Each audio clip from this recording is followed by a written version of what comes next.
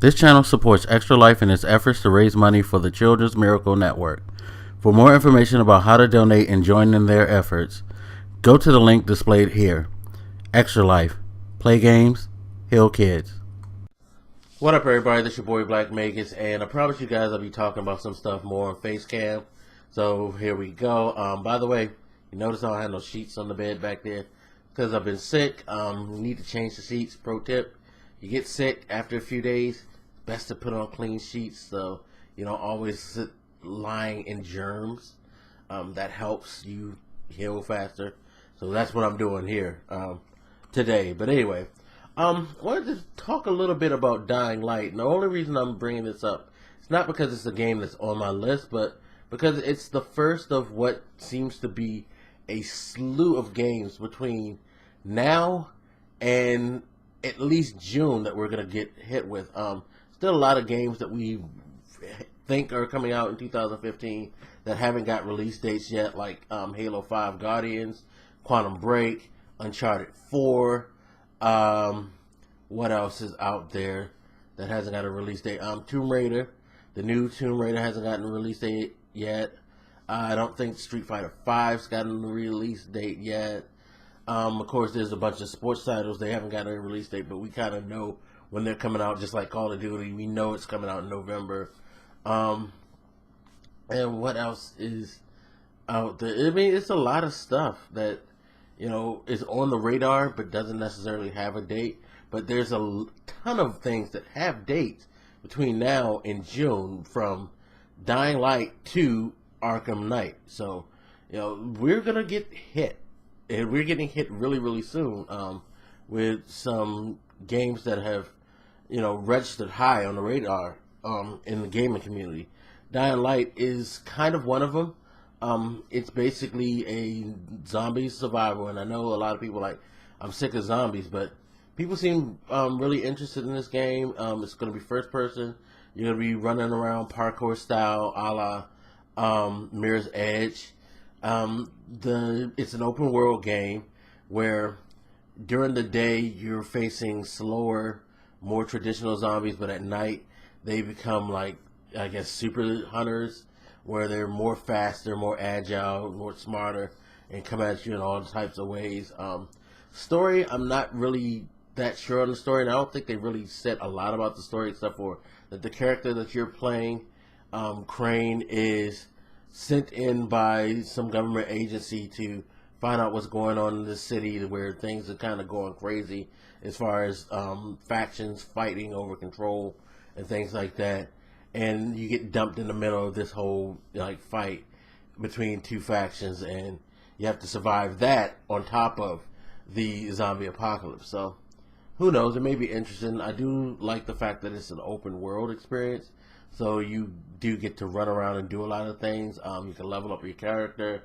There's supposed to be DLC. They're going to have a season pass, because everything has a season pass now. It doesn't matter. That's just the way things are. Season pass for fucking everything. It's crazy. But, yeah, I mean, it seems interesting, but I'm just not into that. It's not something that vibes with me. I mean, it's not that I have a, like, zombie apocalypse fatigue or anything like that, but I just don't find what they're doing with Dying Light to be that compelling. It may be really, really good. It looks good. You know, the trailers make it look interesting, but I just, you know, one, I'm not a big horror survival game player anyway. Two, there's just so many other things out there that this kind of falls on the like low end of AAA games that are coming out. And the fact of the matter is, there's probably a lot of indie games too, if I really think about it, that I'm a lot more hyped for. Like, yo, come on, Sony, where's my you know, Broforce? I need my Broforce. Seriously, definitely need my Broforce. Give me my Broforce. I want Broforce. But you know, there's a lot of stuff out there that this doesn't register high, but a lot of people probably are looking forward to this game. I'm curious to see what Techland's going to do now that they don't have to do things in the not Left 4 Dead, what's the name of Dead Island style. It looks like they're definitely pushing the envelope now, doing a much grander, more refined thing. One of the things about Dead Island that didn't appeal to me was it just didn't seem to it didn't seem like it was something that they really put a lot of like thought and effort to. It just seemed like it was, you know, just just not well refined. And I think with this game, you're gonna get a more refined thing now that they have a a really intense storyline to it. I think that's gonna help it. I didn't think Dead Island had the greatest storyline. The trailers fooled us a lot because the trailers, you know, made you think that you were gonna get like seriously deep, dramatic game where it really wasn't that. Um, but this one, it looks like it's gonna be a lot, you know, have a lot more depth than Dead Island. So we'll see how this goes. It's only PS4, Xbox One, and PC. They canceled the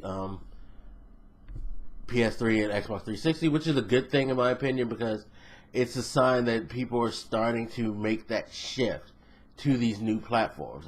I like the idea of gaming companies starting to try to separate themselves from the older platforms and not just go for the money, because I think the money that you spend making these older games is what caused a lot of quote unquote next gen or current gen games to suffer because resources aren't necessarily dedicated to really working on these things and making them as best as you can for those platforms, you know. So, and PC is going to benefit too because that's two less things out there for resources to be handed off to that could go to PC. At least now you only have three places where resources are being invested, so you can have a better balance, and every platform should get the attention that it deserves. So hopefully it'll, we'll see how it's gonna go. You know, people, I knew a lot of people who liked Dead Island. I mean, there were people who were really disappointed, but there were people who liked it. You have this game looks, looks hopeful though. We'll see what it's gonna be, but you guys hit me up and let me know what you think about Dying Light. Whether it's appealing to you, do you think this is gonna be a good, solid game? Do you think this is just, a throwaway title? Just sound off in the comment section, alright? Alright, y'all, I'm out of here. I'll holler at you later. This your boy Black Makers, and I'm out.